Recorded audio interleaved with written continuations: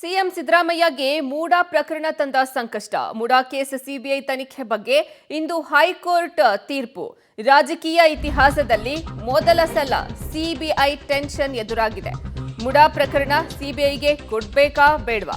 ಈ ವಿಚಾರದಲ್ಲಿ ಸಿಎಂ ಪಾಲಿಗೆ ಇಂದು ನಿರ್ಣಾಯಕ. ರಾಜಕೀಯ ಇತಿಹಾಸದಲ್ಲಿ ಮೊದಲ ಸಲ ಸಿಬಿಐ ಟೆನ್ಷನ್. ಮೂಡಾ ಪ್ರಕರಣ ಸಿಬಿಐಗೆ ಕೊಡ್ಬೇಕಾ ಬೇಡವಾ ಅನ್ನುವಂತಹ ತೀರ್ಪು ಇವತ್ತು ಬರಲಿದೆ. ಈ ವಿಚಾರದಲ್ಲಿ ಸಿಎಂ ಪಾಲಿಗೆ ಇಂದು ನಿರ್ಣಾಯಕ ದಿನ.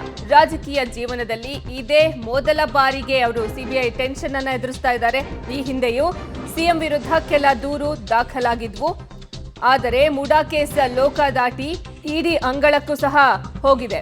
ಇಡಿ ಹಂತವನ್ನ ದಾಟಿ ಸಿಬಿಐ ಅಂಗಳಕ್ಕೆ ಈ ಪ್ರಕರಣ ಈಗ ಹೋಗುತ್ತಾ ಅನ್ನೋದೇ ಕುತೂಹಲ. ಸದ್ಯ ಭಾರಿ ಕುತೂಹಲ ಹೆಚ್ಚಿಸಿದ ಹೈಕೋರ್ಟ್ ತೀರ್ಪು.